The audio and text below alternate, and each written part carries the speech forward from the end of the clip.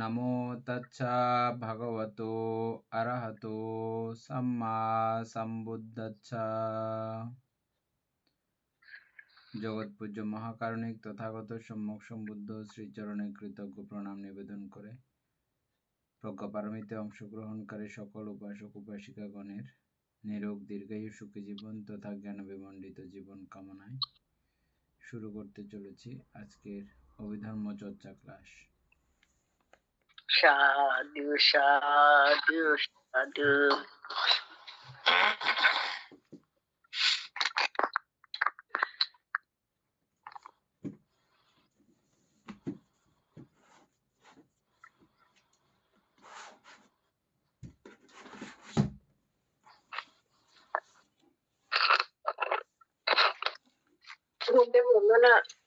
মঙ্গল।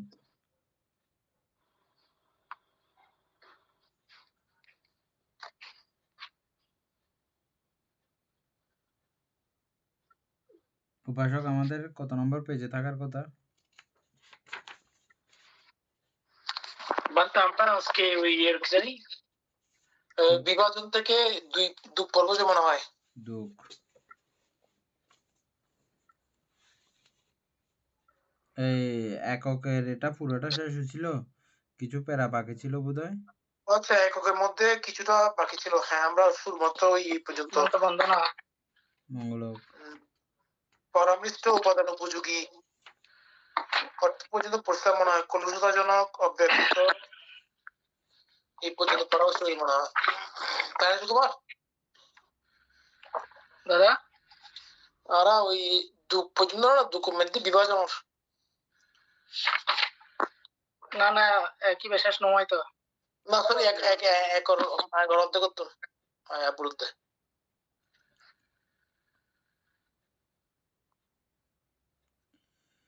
পরামিষ্ট বা আটকাইয়া রহিয়াছে এই রূপ উপাদানীয় পরামিষ্ট উপাদান উপযোগী।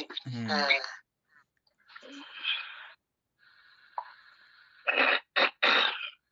বা আসক্তি উৎপাদক ধ্বংসকারী। ধ্বংসকারী বলতে সংক্লেশিকা মানে ক্লেশ উৎপাদনকারী।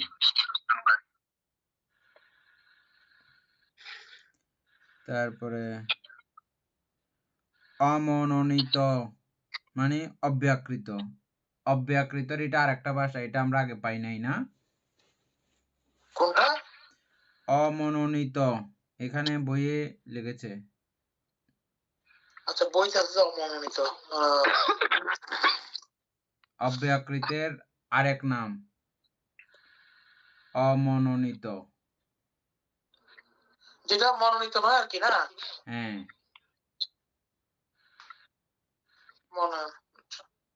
মানে আপনি কোনো দিকে এটা ইয়ে করতে পারবেন না, কোনো দিকে মনোনীত করতে পারবেন না, এরকম বিষয়গুলোকে অব্যাকৃত।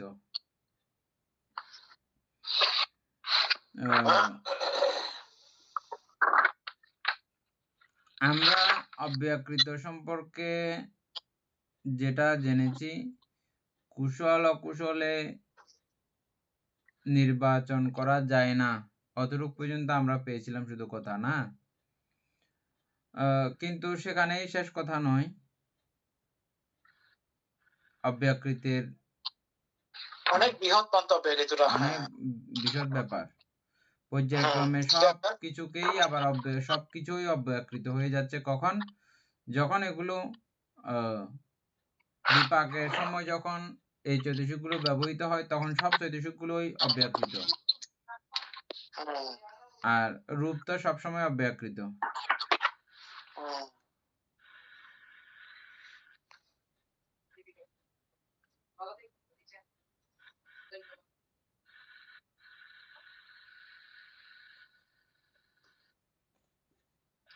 ওখান থেকে পড়েন, সুকুমার বাবু বইয়ে দেখেন। মানে বই থেকে পড়ো, ওরা বিজ্ঞানের বা উপলব্ধির বিষয় সদৃশ হয়ে পড়ে। অ্যাপস থেকে একবার পড়েন। আচ্ছা, অ্যাপস থেকে পড়বো। তারপরে বই থেকে একবার পড়েন, যেটা এখন উল্টানো আছে ওটা থেকে পড়েন। না আমার দুটোই আছে বলতে। ও, অ্যাপস থেকে একবার পড়েন তাইলে। পাশাপাশি দুটো রাখছি, হ্যাঁ। আচ্ছা, একক নির্দেশ রূপের বিভাজন। সমস্ত রূপই না হেতু, এগুলো বুঝছেন অবশ্য, অহেতুক হেতু বিযুক্ত সপ্রত্যয় সৃষ্ট রূপীয় লৌকীয় আসবযুক্ত সংযোজনের উপযোগী, অর্থাৎ সংযোজনীয়াং গ্রন্থির উপযোগী গ্রন্থানীয়াং ওগ বা প্লাবনের উপযোগী ওগানীয়াং যোগের উপযোগী যোগানীয় বানতে। এগুলো যেগুলো বলা হচ্ছে উপযোগী, এগুলাকে ক্ষেত্র বিশেষে এটা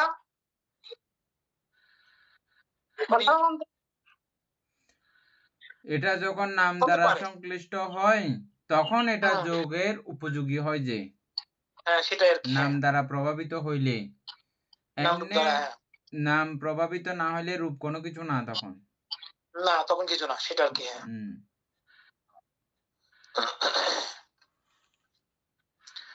যোগের উপযোগী বাধার উপযোগী, নিবরণ পরামৃষ্ট উপাদানের উপযোগী কলুষতাজনক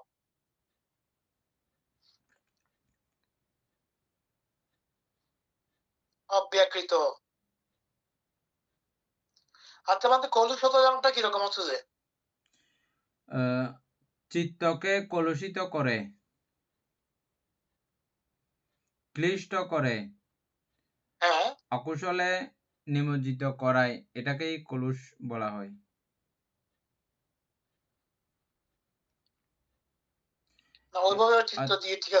হ্যাঁ, মানে চিত্ত যখন যুক্ত হয় এই রূপগুলোর কারণে, রূপের কারণে চিত্ত ক্লিষ্ট হয়।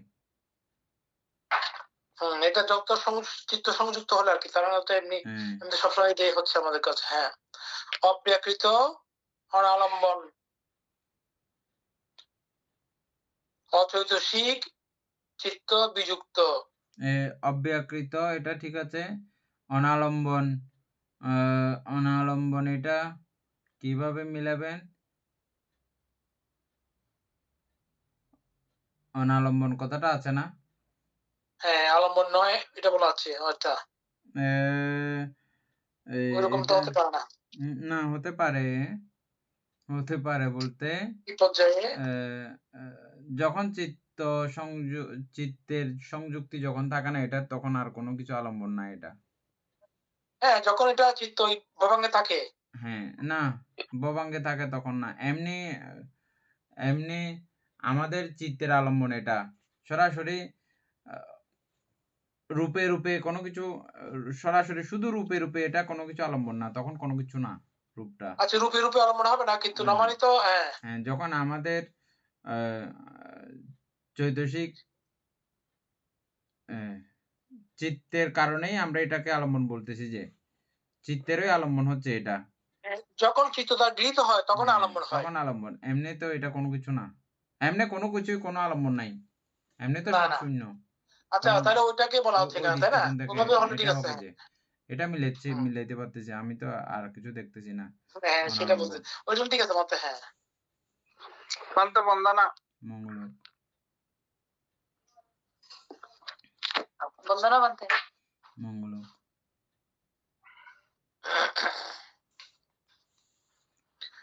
আচ্ছা, অচৈতসিক অচৈতসিক ঠিক আছে।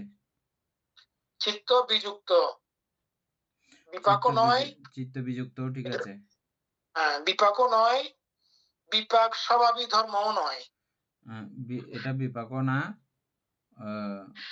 আবার বিপাক স্বভাবী ধর্মও না, ঠিক আছে। বিপাক না থাকলে স্বভাবী ধর্ম হবে না, ঠিক আছে। অকলুষিত কলুষতাজনক, অকলুষিতও আবার কলুষতাজনকও দুটোটা আছে কথা। ঠিক আছে। না সবিতর্ক সবিচার। হ্যাঁ, না সবিতর্ক সবিচার অর্থাৎ এটার মধ্যে নিজস্ব বিতর্ক নাই। বিতর্ক বিচার এগুলো রূপে নির্ভর করে না। এটা রূপের ব্যাপার না। এটা তো রূপে নামের রূপে, হ্যাঁ। ব্যাপার। না অবিতর্ক বিচার মাত্র।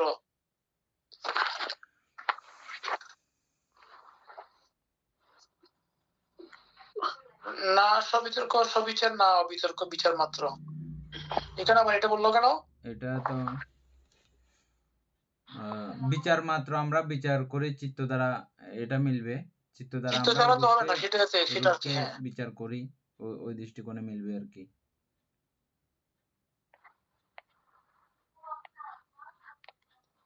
হ্যাঁ, বিচার করি তো আমরা। চিত্ত ছাড়া কেন বিচার করবো আনতে? বিচার বিতর্ক বিচার, এটা বিচারটা আপনি কোথায় করেন? রূপের মধ্যেই করেন না? হ্যাঁ, চিত্ত দ্বারা করা হয়। হ্যাঁ, চিত্ত না থাকলে ওটার কোনো অস্তিত্ব থাকে না, এটা আর কি। হ্যাঁ। আচ্ছা, তারপরে হচ্ছে অবিতর্ক অবিচার। অবিতর্ক বিচার, ঠিক আছে, সেটাও এটা ঠিক চিত্ত আছে। বিযুক্ত করলে তখন অবিতর্ক বিচার। না প্রীতি সহগত, না সুখ সহগত। হ্যাঁ, ঠিক আছে। রূপবচরের ইয়াগুলো আসছে যে এখানে। হ্যাঁ, না উপেক্ষা সহগত, দেখা ও ভাবনা কোনটির দ্বারাই পরিত্যাজ্য নয়।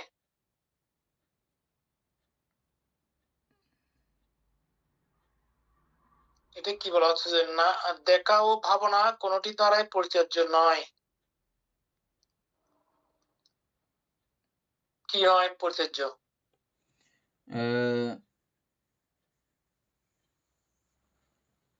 বইয়ের মধ্যে কি লেখা আছে ওই জায়গাতে? আর বলা হচ্ছে দেখা ও ভাবনা কোনটি দ্বারাই পরিত্যাজ্য হেতুক নয়। দর্শন করিয়া ভাবনা করিয়া পরিত্যাগ করা উচিত নয়। দর্শন করিয়া পরিত্যাগ করিবার হেতু যুক্ত ও নহে। দর্শন করিয়া ভাবনা করে পরিত্যাগ করা উচিত নয়। দর্শন করিয়া পরিত্যাগ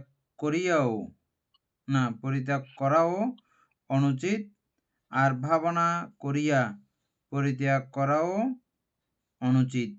দর্শন করিয়া পরিত্যাগ করিবার হেতু যুক্ত ও নহে। আচ্ছা, ওটা ওই কথা হবে যে যেমন যেমন এটা রূপকে যখন রূপের যথাস্বভাব অনুসারে আমরা যখন দেখি, দেখার পরে তো আমরা এই রূপকে ফেলে দিচ্ছি না। এটা ফেলে দেওয়ার জিনিস না। যতক্ষণ আমি বেঁচে থাকবো ততক্ষণ পর্যন্ত এটাকে রক্ষা করার বিষয় এটা ফেলে দেওয়ার বিষয় না। ওই দৃষ্টিকোণ থেকে ওই কথা মিলতেছে। আবার দেখেন তো। দর্শন করিয়া মানে আপনি দেখেছেন, দর্শন করিয়া মানে আপনি দেখেছেন। কি দেখেছেন? বিপাশনা দ্বারা দেখেছেন। এটা নিত্য, এটা দুঃখের আক্রা এবং এটা অনাত্মা দেখেছেন। দেখে এটাকে আপনি পরিত্যাগ করে ফেললে কি হবে? ভাবনা করে পরিত্যাগ করা উচিত না বলতে। হ্যাঁ, ভাবনা করেও পরিত্যাগ করা উচিত না। মানে কি? ওটাকে পরিত্যাগ করে দিলে কি আপনি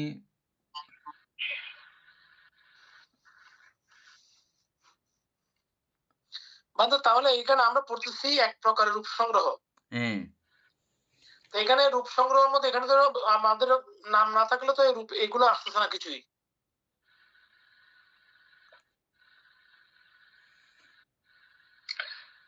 এগুলা কোন রূপে পড়তেছে সেগুলো ভাগ করতেছে, এক প্রকার করে বিভাজন করছে যে। না ঠিক আছে, বুঝলাম, কিন্তু এখানে যেগুলো আমরা এখন বুঝলাম যে এখন রূপকে দেখে ভাবনা করতে হচ্ছে। ভাবনা তো চিত্ত ছাড়া ভাবনা হচ্ছে না, নাম ছাড়া। যে চিত্ত আছে না, হৃদয় বাস্তু আছে না, হৃদয় বাস্তুর দিকে চিন্তা করলে তো ওই রূপের মধ্যে পড়ে। তো হৃদয় বাস্তু তো একলা কাজ করবে না, এখানে মনটা পুরো আসতে হবে না সুকুমার। মনটা না আসলে কেমনে হবে সে? একা একা সে কি করবে? ওর কারণে যদি চিত্তর এটা না থাকে। উপাসিকা ওই দিন একটা কথা বলেছিল,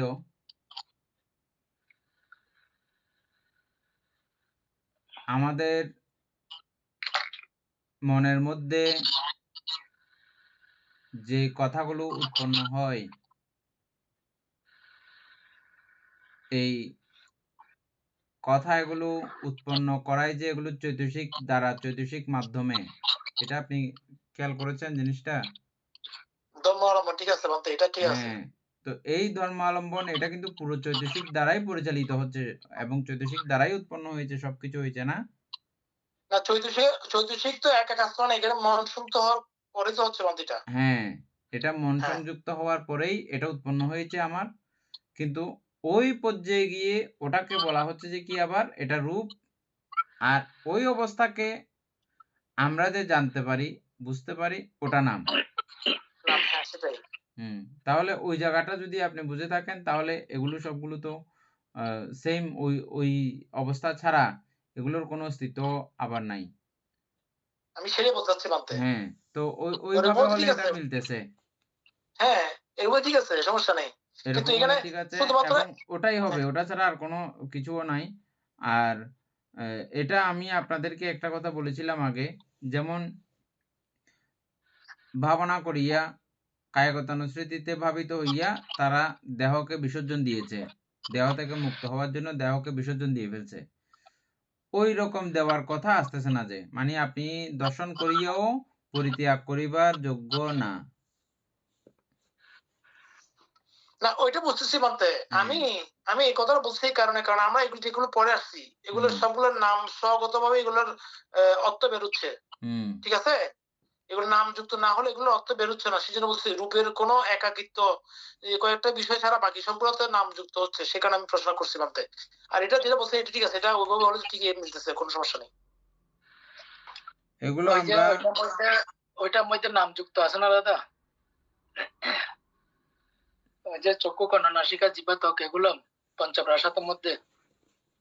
ওইটা সেই জন্য বলছি, কারণ এখানে বলা হচ্ছে এই হচ্ছে এক প্রকারের রূপ সংগ্রহ। আমি শুধু রূপের কথা বলা হচ্ছে এখানে বলছি। আর যাও এখানে বোঝার ভুল হচ্ছে।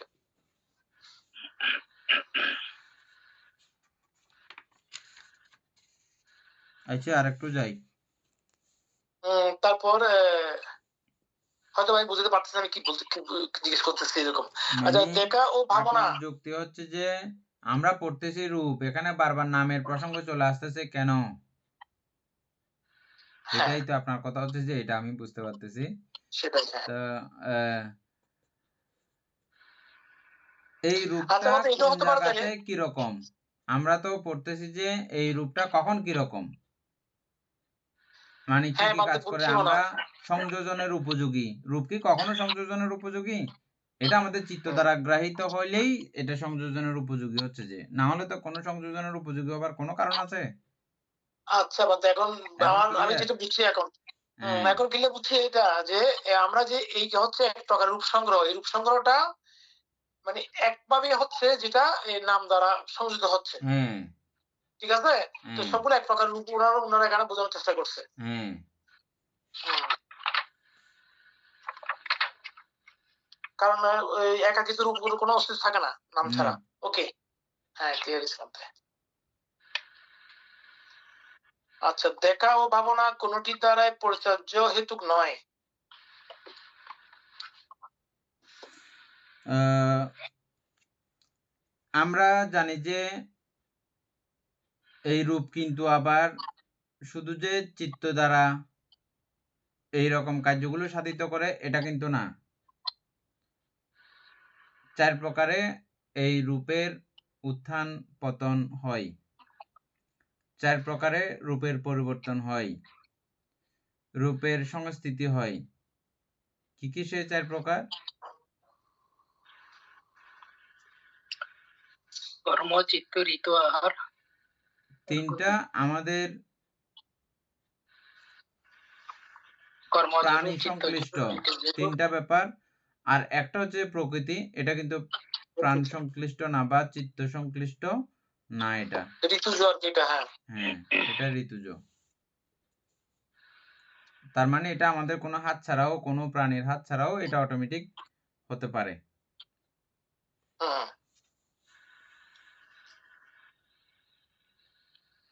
অটোমেটিক না, কার্যকারণে। বাট ওই ক্ষেত্রে এইটাই বোঝানো হবে কি, কার্যকারণটাই তো অটোমেটিক হচ্ছে, কার্যকারণটাই অটোমেটিক। যেগুলো আমরা বুঝতে পারি না, আমাদের বোঝার ক্ষমতা হচ্ছে না, সেটা সে কারণে।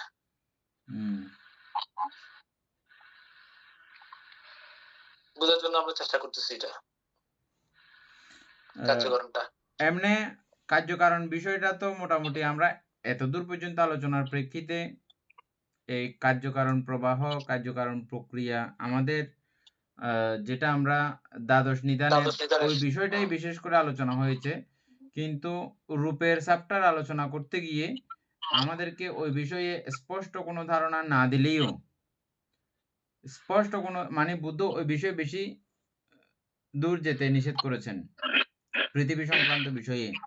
তারপরও আমরা এই রূপ বিভাগ পড়ার কারণে অতটুকু তো আমাদের অন্তত জানা হয়েছে কিভাবে এই রূপের গঠন প্রক্রিয়া, রূপ কিভাবে গঠিত হয়, আবার রূপ কিভাবে ভেঙে যায়, এগুলো তো আমাদের মোটামুটি একটা বোঝার অবস্থা হয়ে গেছে না সবার? মানে এই চারটা শক্তির কারণে যেগুলো সংযোজিত হতে পারে, এবং একটা 19-20 বেশি হইলে আবার এগুলো ধ্বংস হয়ে যেতে পারে।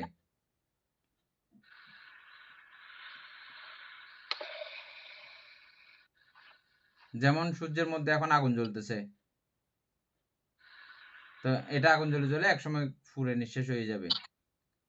জ্বালানি যতক্ষণ থাকে ওখানে এগুলো জলে একসময় নিঃশেষ হয়ে যাবে।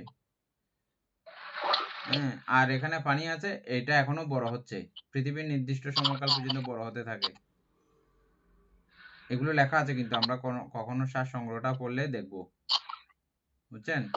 আমাদের এই যে চার বুদ্ধের মানে আমাদের এই কল্পের মধ্যে 5টা বুদ্ধ না, প্রথম কে ছিলেন?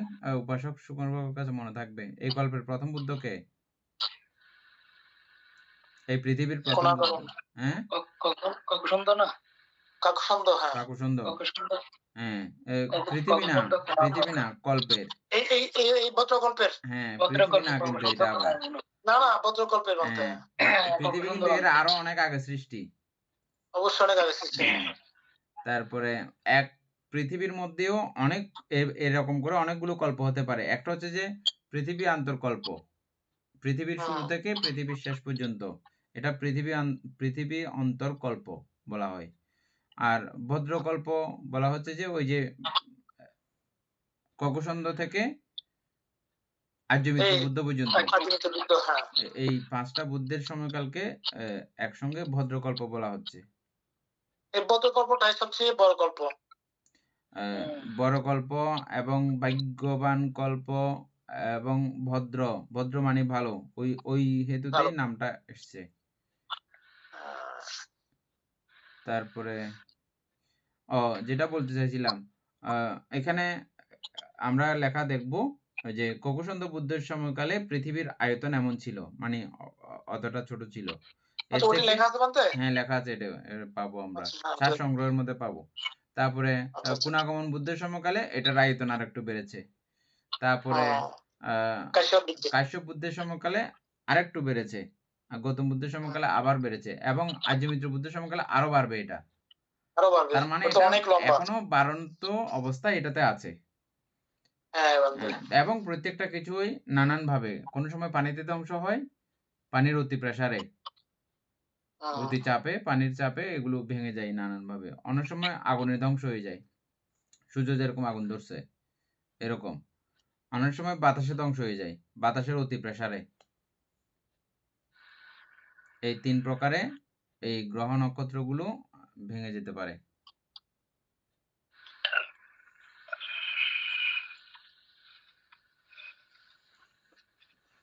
ওগুলোর মধ্যে ইয়ে আছে না, টেম্পার আছে।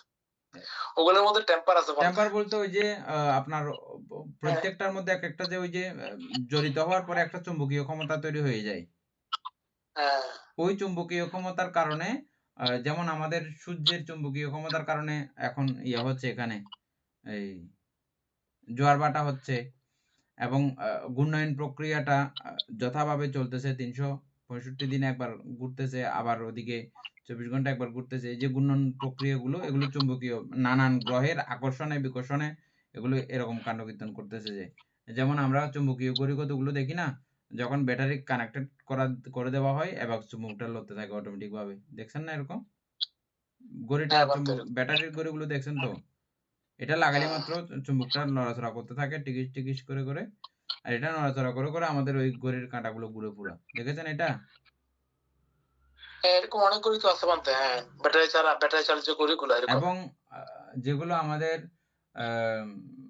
ইলেকট্রিক গাড়ি আছে এখন, ওগুলোর মধ্যেও এটা চুম্বক। এটা ইলেকট্রিক দেবেন মাত্র এটা চুম্বক হয়ে যায়। মানে ইলেকট্রিক সুইচ দেওয়া মাত্র এটা চুম্বক হয়ে যায়। তারপরে এটা নির্দিষ্ট একটা চক্কর ঘুরে, ওই চক্করে আবার আরেকটা জিনিস ঘুরায়, এইভাবে করতে করতে পুরো ইঞ্জিনটা ঘুরায়। আচ্ছা। হ্যাঁ, তো এটা ইলেকট্রিক গাড়ি আর কি এগুলো। এই চুম্বকীয় ক্ষমতার কারণেই আমাদের পৃথিবীটা এভাবে নির্দিষ্ট একটা চক্রের মধ্যে নির্দিষ্ট একটা এরিয়া থেকে আর বের হয়ে যায় না।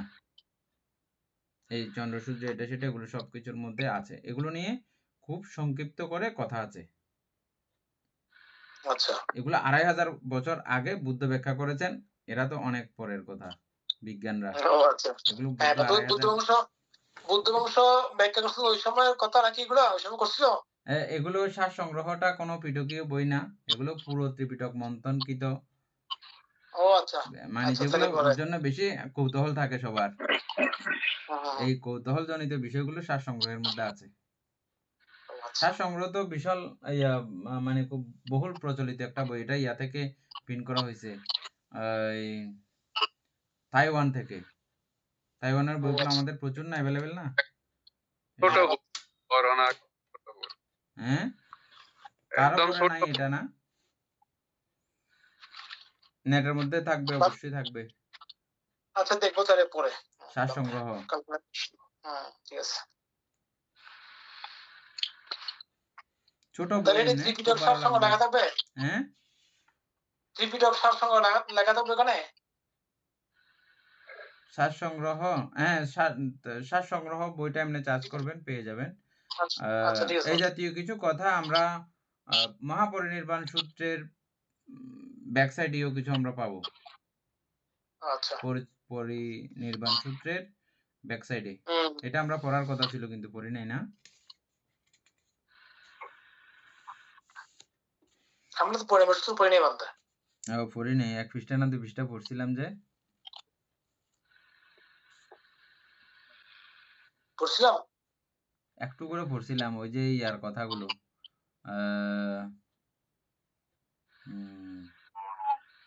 সপ্ত অপরিহানী ধর্ম। ও আচ্ছা। সত্য পড়ে এখান থেকে শুরু হয়েছে আর কি। আচ্ছা যাই হোক, আমরা এটা আর একটু শেষ করি। আচ্ছা, সঞ্চয়গামী ও ক্ষয়গামী কোনটি নয়। সঞ্চয়শীল নহে আর অপচয়গামীও নহে।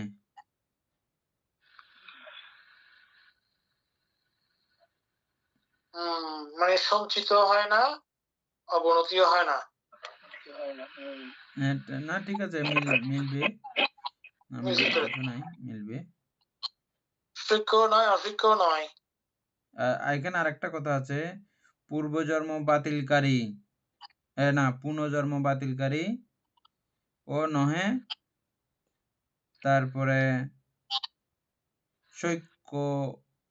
সৈক্য অসৈক্যগণের, অর্থাৎ যাহারা অরহত হন নাই আর যাহারা অরহত তাদের আশ্রয় স্বরূপ। বুঝছেন কথাটা? আপনারটা পড়েন তো কি আসে, এটা আমারটা একটু পরে ইয়ে করতেছি আরো। ওইটা এখানে নাই, এখানে আছে শুধুমাত্র সূক্ষ্ম নয়, অসূক্ষ্ম নয়। এটাও তো এমনি সহজভাবে বোঝা যাচ্ছে, সৈক্য নয় অসৈক্য নয়। বুঝছেন? হ্যাঁ রূপের মধ্যে কোনো সৈক্য অসৈক্য আছে নাকি? নাই তো, সেটাই। সৈক্য অসৈক্য সকলের মনে আছে? রনি বড়ুয়া,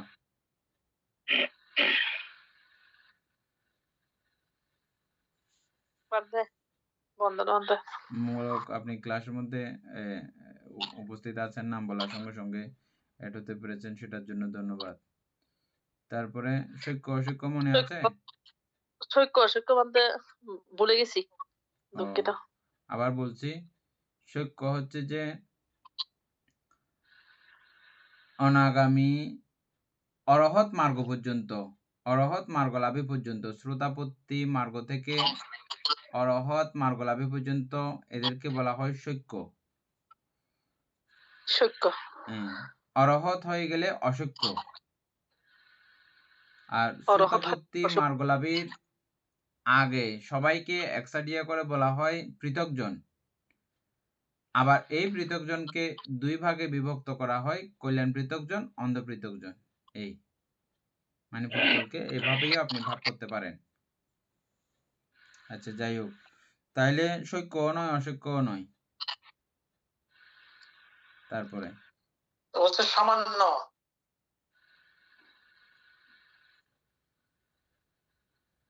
কামা বছর না রূপা বছর।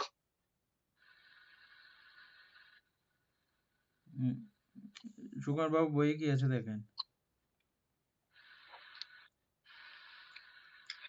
সীমাবদ্ধ আকার বা সামান্য সদৃশ্য, কামাবচর সদৃশ্য, রূপাবচর নয় সদৃশ্য। ও আচ্ছা, রূপ তো সীমানা ব্যঞ্জক, সীমানা আছে রূপের। আকাশে না সামান্য। অসীম, আকাশে না পারিত্রাণ। অনন্ত, রূপ তো একটা নির্দিষ্ট সীমানায় থাকে, সীমানা আছে, সেজন্য সামান্য। তারপরে আর একটা কি আছে যে কামাবচর, কামাবচর সদৃশ্য, কামবচর সদৃশ্য। কামবচর বলতে ওই যে স্ত্রী ভাব পুরুষ ভাব এটা নাকি? না না, কামবচর বলতে কামলোককে বিচরণ করে যারা, সব এখানে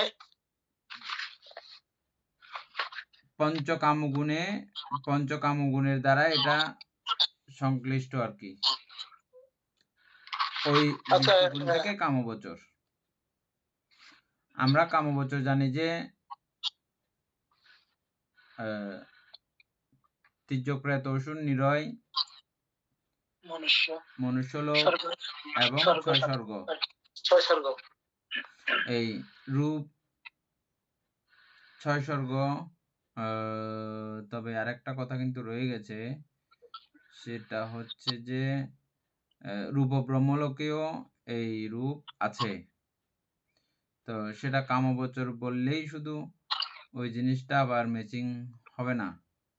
6 স্বর্গ বলছিলাম এখানে, 6 স্বর্গর বাইরে এটা। এই জন্য বলছি, সেটা বলে না সে কারণে। আচ্ছা, রূপ লেখা আছে মনে হয়, দেখেন তো। হ্যাঁ, না রূপবচর লেখা আছে, শুধু রূপবচর লেখা আছে, না ও রূপবচর লেখা আছে। হ্যাঁ, না ও রূপবচর, রূপবচরটা থাকবে, কামবচর এবং রূপবচর, না ও রূপবচর ঠিকই আছে। রূপবচর না রূপবচর, হ্যাঁ, রূপবচর নাই তো, রূপবচর নাই, রূপবচর নাই, কামাবচর না রূপবচর না রূপবচর। অরূপবচর নয় সদৃশ্য, রূপবচর নয় সদৃশ্য, অরূপবচর নয় সদৃশ্য। অরূপবচর নয়, এটাতে রূপ নাই হিসেবে এটা মানা যাচ্ছে। তাইলে রূপবচরের মধ্যে তো আপনার এটা তো মিলাতে পারলাম না। তাইলে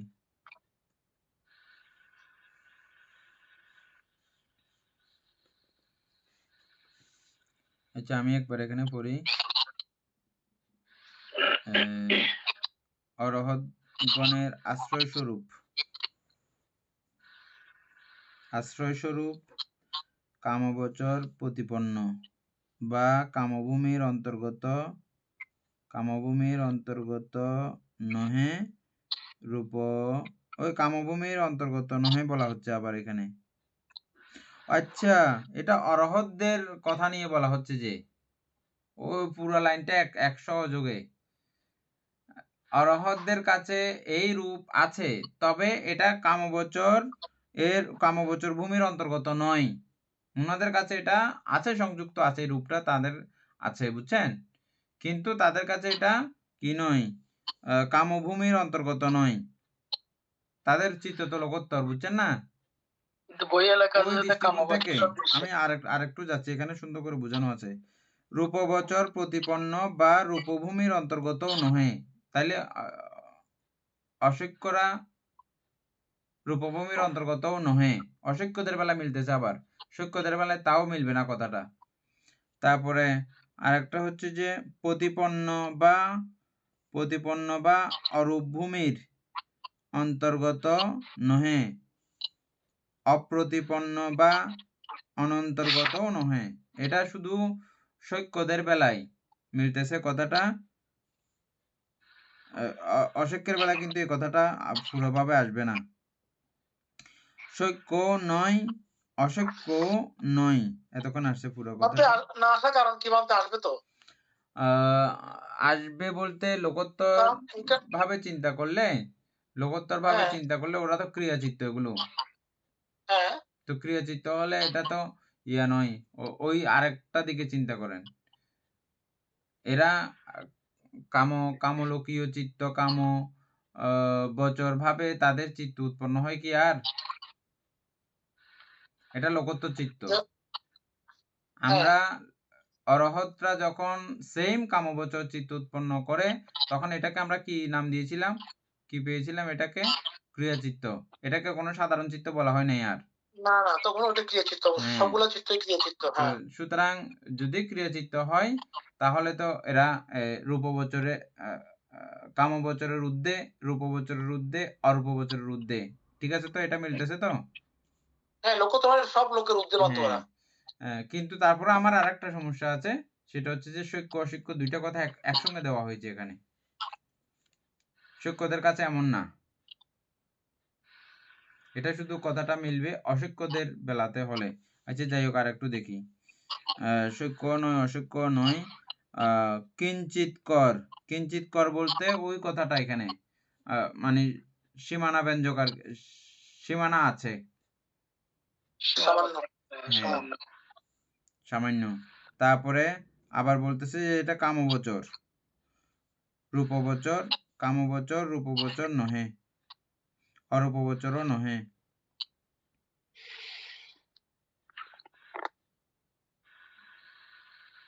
এই কামবচর, রূপবচর, অরূপবচরও নহে, অন্তর্গত নহে, অনির্দিষ্ট বা অনিয়মিত, মুক্তির পথে নিয়ে যায় না, উৎপন্ন 6 প্রকার বিজ্ঞান দ্বারা, অনিত্য, জরা ও বার্ধক্যাভিভূত বলিয়া বিজ্ঞাপিত করিয়া থাকে। এই রূপে এক প্রকার রূপ সংগ্রহ হইয়া থাকে। ওই যে আমরা পরবর্তীতে যেই রূপের কথাগুলো আসছে, জড়তা, সন্ততি, এই জাতীয় কথাগুলো এখানে সবগুলো অন্য নামে আসছে আর কি, অন্যভাবে এগুলো সবগুলো মানে আসছে এখানে, 28 প্রকার রূপ।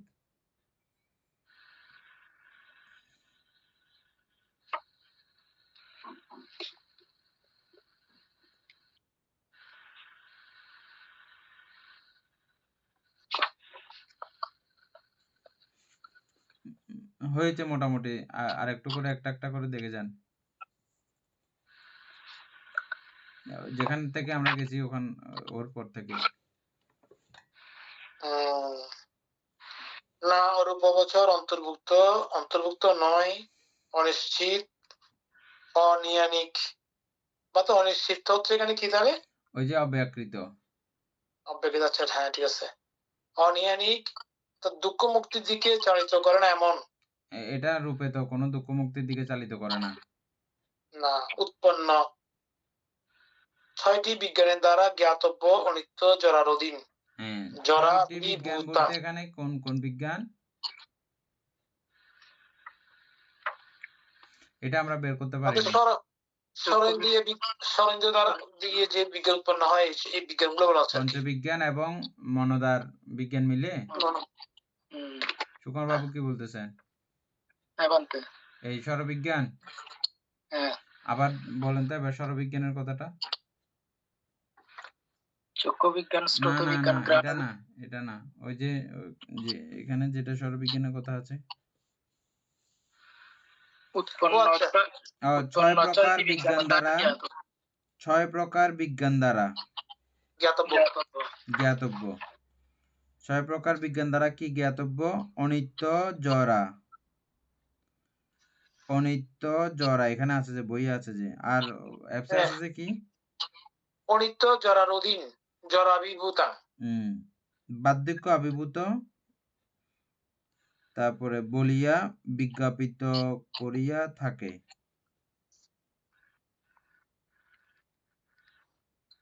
ছয় প্রকার বিজ্ঞান দ্বারা অনিত্য, জরা, বার্ধক্য আবির্ভূত বলিয়া বিজ্ঞাপিত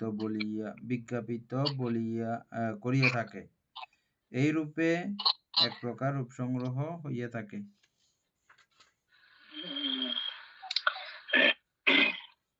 ঠিক আছে তো বানতে। ঠিক আছে না? ঠিক থাকলে একটু সবার জন্য বলেন তো। 6 প্রকার বিজ্ঞান দ্বারা হয়তো পরিচালিত করবে এগুলো না, অনিত্য জরাগুলা। হ্যাঁ, এগুলো দ্বারাই তো আমরা বুঝি।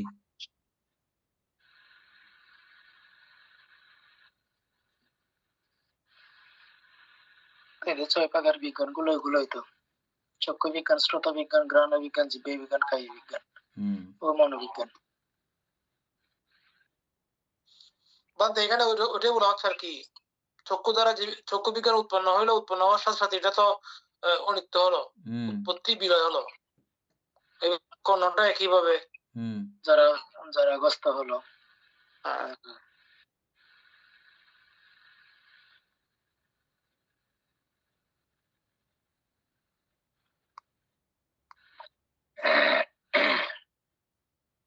এখানে আর কারো প্রশ্ন থাকলে আলোচনা করি।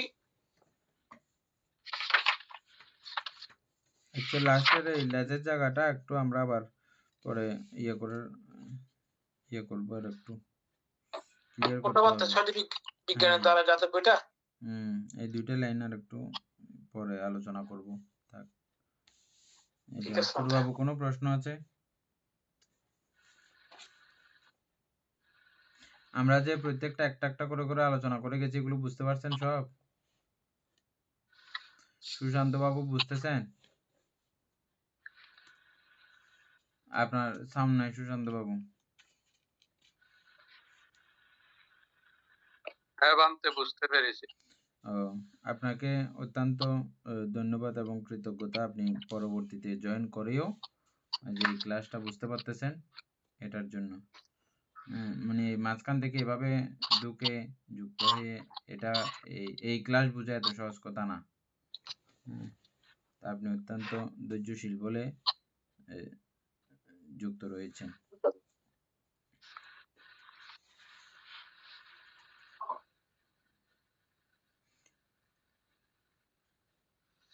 তারপরে দুঃখটা পড়ি। দুঃখটার মধ্যে একটু করে পড়ি। হ্যাঁ, 10 মিনিট সময় তো। দিক নির্দেশক মহাভূত হতে উৎপন্ন উপাদা রূপের বিশ্লেষণ।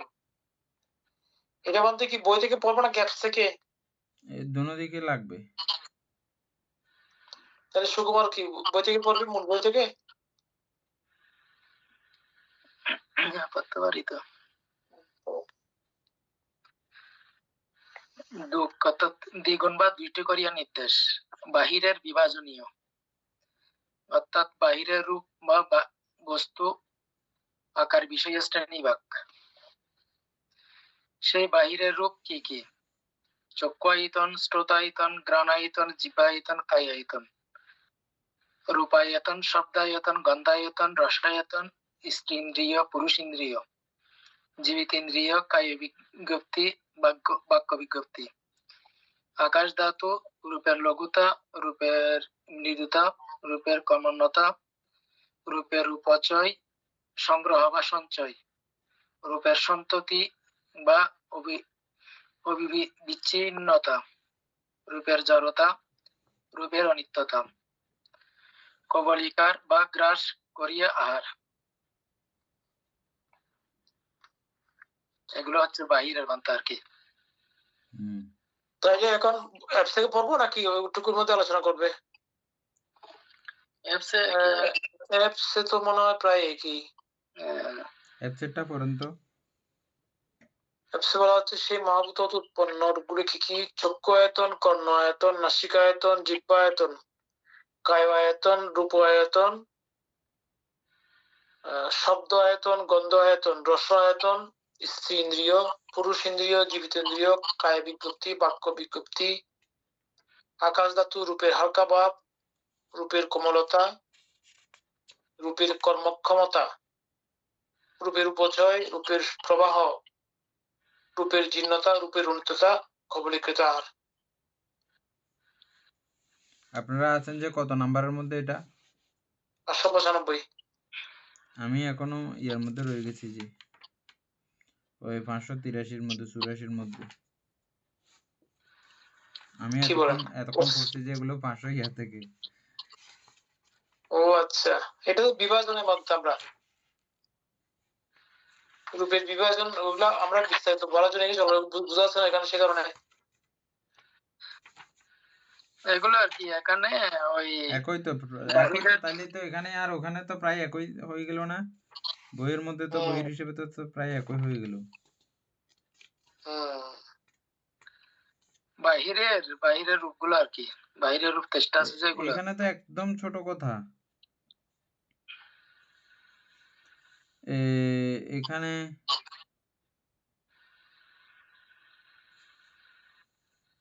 বাহিরের রূপ বা বাহিরের রূপ বলতে পঞ্চপ্রসাদ ছাড়া আর সবগুলো তো বাহিরের। পঞ্চপ্রসাদ ছাড়া চারি মহাভূত থেকে উৎপন্ন হবে যেগুলো, ওগুলো আর কি বাহিরের গুলো।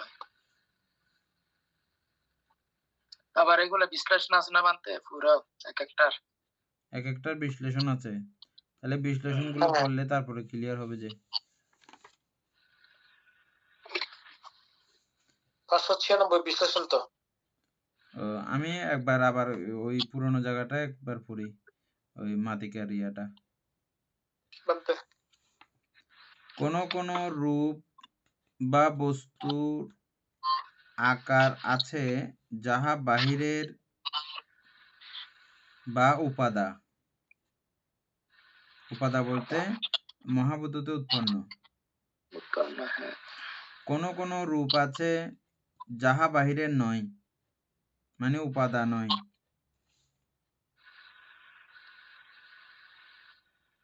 তাহলে দুই প্রকার আমরা পেয়ে গেলাম।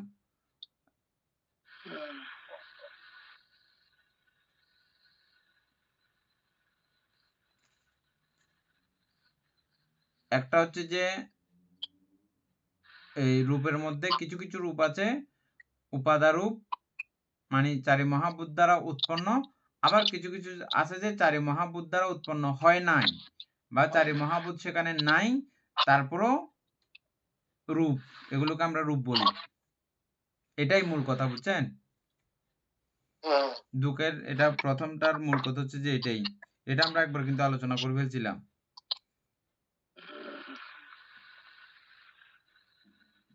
পঞ্চপ্রসাদ নিয়ে।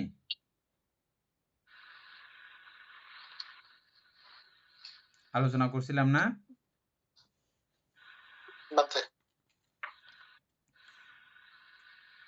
মনে আছে তো আপনার এটা? না,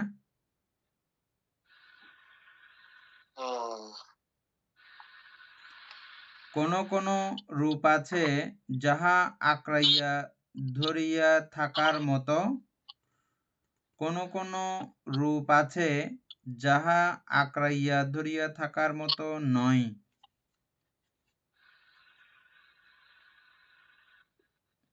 একই কথা আর কি বানতে, কথাটা একটু ঘুরাইয়া গাড়িয়া লিখছে দিদি। কোন কোন রূপ আছে যাহা আঁকড়াইয়া ধরিয়া থাকে আর আসক্তি উৎপাদক, ধরিয়া থাকার উপযোগী। কোন কোন রূপ আছে আক্রাইয়া ধরিয়াও ধরিয়া থাকে না, আবার আসক্তি উৎপাদকও নহে, আক্রাইয়া থাকার উপযোগীও নহে। কোন কোন এগুলোর রূপ নাম আছে, হ্যাঁ, না ঠিক আছে বলতে কোন কোন রূপ আছে যাহা নিদর্শন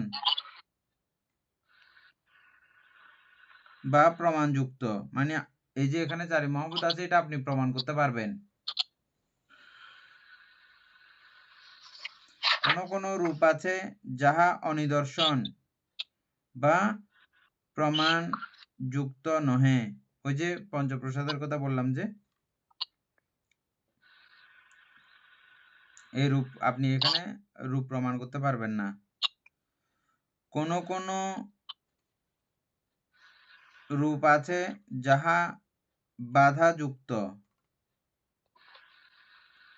বা বাধা বলতে এখানে ক্রোধকে বোঝানো হচ্ছে, ক্রোধযুক্ত। কোন কোন রূপ আছে যাহা ক্রোধযুক্ত নহে। কোন কোন রূপ আছে যাহা জ্ঞান বা ভূত। কোন যা কোন জ্ঞান বা রূপ আছে যাহা জ্ঞান বা ভূত নহে। জ্ঞান বা কি বলতে ভূত ভূত, ভূত মানে বোধ শক্তি। আচ্ছা বোধ শক্তি আছে, বোধ নয়। আচ্ছা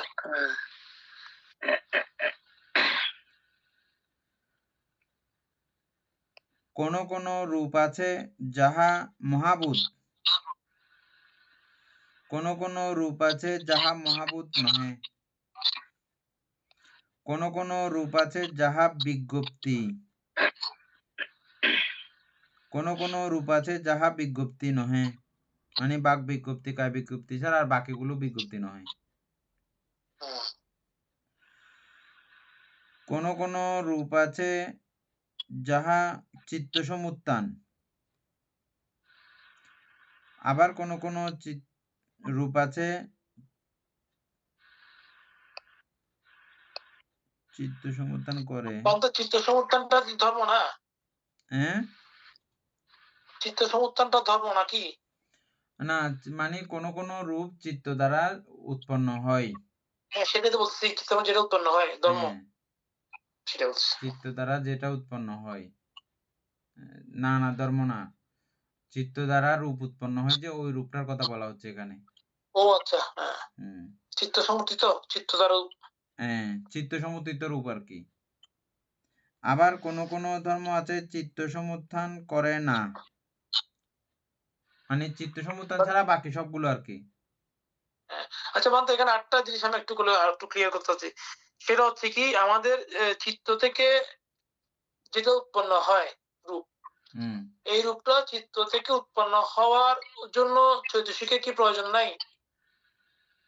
অবশ্যই চৈতসিকের প্রয়োজন আছে তো।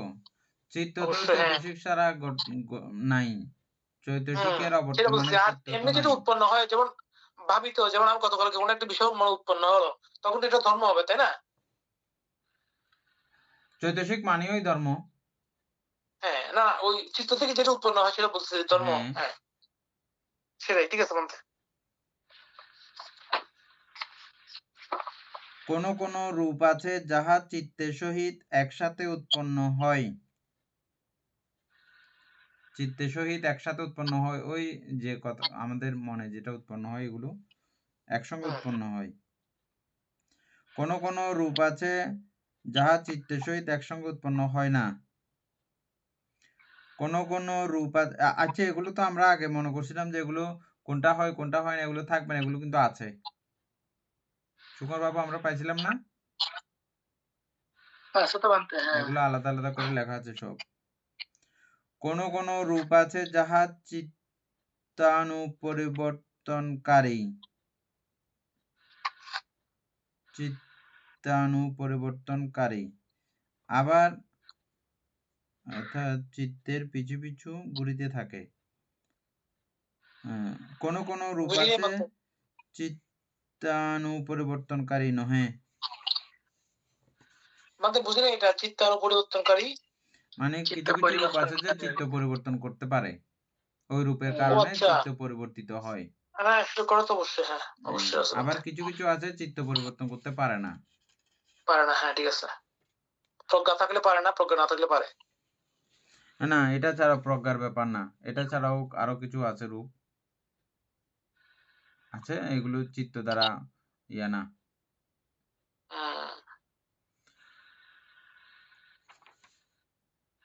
চিত্ত দ্বারা পরিবর্তিত হয় না। কোন কোন রূপ আছে যাহা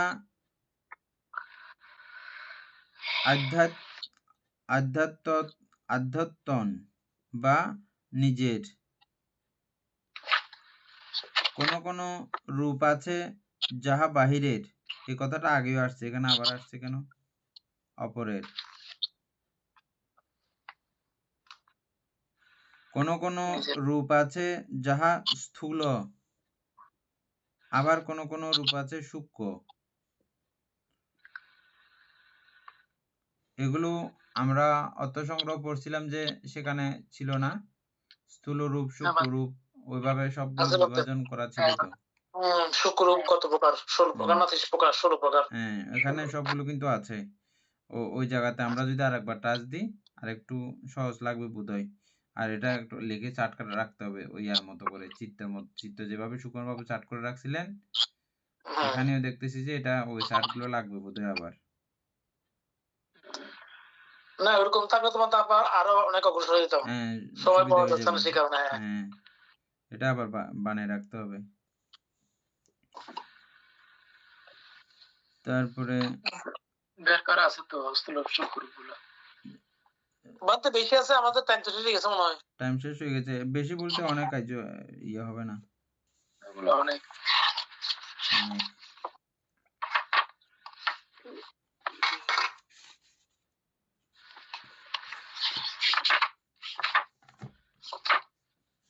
সধর্মপ্রাণ প্রিয় উপাসক উপাসিকা বৃন্দ, আমরা এমনি মাঝে মধ্যে এটা পড়ার কথা ছিল, মহাপরিনির্বাণ সূত্রটা। বাকিরা যারা একটু কম বুঝতেছেন, এটা মাঝে মধ্যে আমরা আনন্দিত হওয়ার জন্য দরকার আছে। আনন্দিত প্লাস অনেক বিষয় সেখানে, মহাপরিনির্বাণ সূত্র পড়লে অনেক বিষয় জানা হয়ে যাবে আমাদের, যেগুলো আমাদের প্রাত্যহিক জীবনেও খুব প্রয়োজন আছে। এবং সারিপুত্র বান্তের নির্বাণ যাত্রা আছে এখানে অসাধারণ ভাবে। কালকে পড়ি আমরা হ্যাঁ, কাল কালকে শুক্রবার আমরা আছে সুযোগ করে একটু পড়ব। আর এটা বোঝাবুঝির দরকারও নাই, এমনি শুধু পড়ে গেলেই সবাই আমরা করে ফেলতে পারবো, বুঝে যেতে পারবো। এটার মতো না, ওটা খুঁজে বের করতে হবে না তো এবান্তে বের করা আছে তো, আমরা একবার পড়ছিলাম তো, এটা ভুলে গেছে কি বের সম্বন্ধে করা আছে আছে, মহাপরিনির্বাণ সূত্র। আর কি কোন বইয়ের মধ্যে আমি তো ভুলে গেছিলাম মনে হয়। এটা পাঠাইছেন তো বন্ধু? মধ্যম নিকায়তে নাকি মধ্যম নিকায় মন নাকি এরকম না, একটা আলাদা একটা বই একটা ডাউনলোড করছিলেন একবার, আছে তো বন্ধু, পাঠাইছেন আপনারা? ওটা আচ্ছা, ওটা হ্যাঁ। আবার পাঠান তো, সবাই পাবে। লাইনে আছে হুম। গ্রুপে আছে এটা তো অনেক বড়, এটা পড়তে সময় লাগবে। সময় লাগবে, একদিনে পড়বো না তো না আমরা, এটা একটা একটা করে পাঠ পড়তে বলা হচ্ছে আর কি সব সপ্তাহে সময় তো না একবার মনে করেন, এরকম আর কি। সবাই একদম করে আছে তো। কিন্তু এমনি ত্রিপিটকের মধ্যে ছোট করে আছে যে বড় নাই তো। না, ওটা আলাদা বিষয়, এটা আলাদা বিষয়। আচ্ছা, ত্রিপিটকের এটা পড়ছিলাম যেমন একটু করে। হ্যাঁ, না ওটা থেকে আমরা পড়ি নাই, আমরা ওই এখান থেকে পড়ছি, যে এটা যেটা বই পাঠানো হয়েছে এটা। এখান থেকে সপ্তাহ পরে আর ধর্ম। হ্যাঁ আচ্ছা, সপ্তাহ পরে ইহানি ধর্ম পর্যন্ত পারা গেছে। হ্যাঁ, তো এটা পড়তে হবে যে কারণে অনেকে আছে যে এতদিন আমরা ক্লাস করতেছি, কেউ কিছু জিজ্ঞেস করলে অনেক সময় বলতে পারে না, কিন্তু এটা পড়লে অনেক কিছু শিখেছি, অনেক গল্প মনে থাকবে। হ্যাঁ, এটাও যদি মানে একটু একটু পড়ে পড়ে যায়, তারপরে অনেক বুদ্ধের কথাগুলো হ্যাঁ মনে পড়বে। যাই হোক, সদ্ধর্মপ্রাণ প্রিয় উপাসক উপাসিকা বৃন্দ, এতক্ষণ যাবৎ আমরা অভিধর্ম চর্চা করেছি। এতে আমাদের প্রভূত পুণ্য সাধিত হয়েছে। এই পুণ্যরাশি অনন্ত চক্রবাসী সত্যগণকে দান করছি, গুরুভান্তেদেহকে দান করছি, মাতা পিতাগণকে দান করছি, এবং যারা আমাকে প্রতিনিয়ত এভাবে ধর্মচর্চায় সহযোগিতা করছেন তাদের সকলকে পুনরাশি দান করছি। আজকে একটি বিশেষ কথা মানে বলতে চাচ্ছিলাম না, তারপরও বলি। অনেক সময় আমরা ভান্তেদের কাছাকাছি উপাসক থাকলে, খুব ঘনিষ্ঠ হয়ে গেলে অনেক সময় দেখা যায় যে তাদের দানা দিতে একটু উদাসীনতা হয়ে যায়। কিন্তু আমাদের উপাসক কুটুবাবু, উনি দীর্ঘদিন যাবৎ এই বিহারের মধ্যে আছেন, কিন্তু ওনার এই ভিক্ষু সংঘের প্রতি অগত্য শ্রদ্ধা ভালোবাসা, যেটা আমি দেখে খুবই আপ্লুত হই প্রায় সময়। এবং খুব কাছাকাছি থাকতে থাকতে, মিশতে মিশতে, খুবই ঘনিষ্ঠ হতে হতে, মানে একসঙ্গেই আমরা রান্না বান্না করতেছি, এটা করতেছি সেটা করতেছি, এগুলো দেখতে দেখতে অনেক সময় কি হয়ে যায়, শ্রদ্ধা পরায়ণী হয়ে যায়। কিন্তু আমাদের উপাসকের কাছে এই জিনিসটা কিন্তু আমি আজ অবধি মানে লক্ষ্য করি নাই। উনি যতই ভিক্ষু সঙ্গে সঙ্গে থাকতেছে, ভিক্ষু সঙ্গের উত্তম গুণাবলীগুলো দেখে দেখে উনি নিজেকে খুবই সজীব রাখে, সদা সর্বদা খুব শ্রদ্ধাশীল রাখে। এটা ওনার একটা মহা গুণ, সকলে এটা পারে না। আপনারাও দেখবেন বিহারের মধ্যে যারা সেবক আছে, ওরা ভিক্ষু সংঘের প্রতি অতটাও মানে ইয়ে নয়। তবে আমাদের বেলা একটু আলাদা। আমাদের ভাবনা কেন্দ্রগুলো বা আমরা যে বিহারগুলো পরিচালিত করে আসছি, ওখানকার ভিক্ষু এবং শ্রমণ এরা প্রত্যেকে একে অপরের প্রতি খুবই শ্রদ্ধাপরায়ণ, অনুগত্যপরায়ণ এরকম থাকে। তো যাই হোক, আমাদের উপাসকের মধ্যেও এই গুণাবলীটা দেখি। আজকে উপাসককে আমি আস্তে আস্তেই বলছিলাম, কিছু কিছু বিষয় আছে যেগুলো সুখদানের অন্তর্গত, যেমন জুতা দান, ছাতি দান করা, জুতা দান করা, যান দান করা। যান দান বলতে একদম গাড়ি দিয়ে দিতে হবে এরকম না, কোথাও যাচ্ছে পথ খরচ দিলেন বা আপনি যাওয়ার একটা সুব্যবস্থা করে দিলেন, হ্যাঁ, এরকম বিষয়গুলো, এগুলোকে বলা হয় যান দান। আবার এইগুলো দান করলে বলা হচ্ছে, এগুলোকে একত্রে বলা হচ্ছে এগুলো সুখ দান করা হয়। ঘর দানও কিন্তু এটা সুখদানের অন্তর্গত। হ্যাঁ, তো যাই হোক, আজকে আমাদের উপাসক দীর্ঘদিন থেকে উনিও বলতেছেন জুতা দান করবেন আমাকে। আমারও এদিকে হলে সেদিকে হয় না, আজকে শেষ পর্যন্ত উনি দান করেছেন। ওনার সর্ববিধ মনস্কামনা যাতে পরিপূর্ণ হয় এবং শারীরিকভাবেও যাতে সুস্থ থাকেন, ভালো থাকেন এবং আজীবন যাতে এই সঙ্গ সেবা করে যেতে পারেন, এইরূপ মৈত্রীপূর্ণ আশীর্বাদ করছি এবং সকলের জয় মঙ্গল কামনা করছি। যারা প্রতিনিয়ত আমাকে চার প্রত্যাদি দান করেন তাদেরকে এই পুনরাশি দান করছি এবং এই পুণ্যের কাছে আমরা প্রত্যেকে প্রার্থনা করব, নির্বাণ লাভ করা অবধি অসৎ ব্যক্তি, মূর্খ ব্যক্তি পাপ মিত্রের সংসর্গ লাভ না করে সদা সর্বদা জ্ঞানদর্শী কল্যাণ মিত্রের সান্নিধ্য সংসর্গ লাভ করতে পারি। এইরূপ সাধু সংকল্প পোষণ করে আজকের মতো ক্লাস এখানেই সমাপ্ত করছি। সাধু সাধু ওকাশা বন্দামি বন্দে বন্দেনা কতরং সম্পাদং ক্ষমাতু মে বন্দে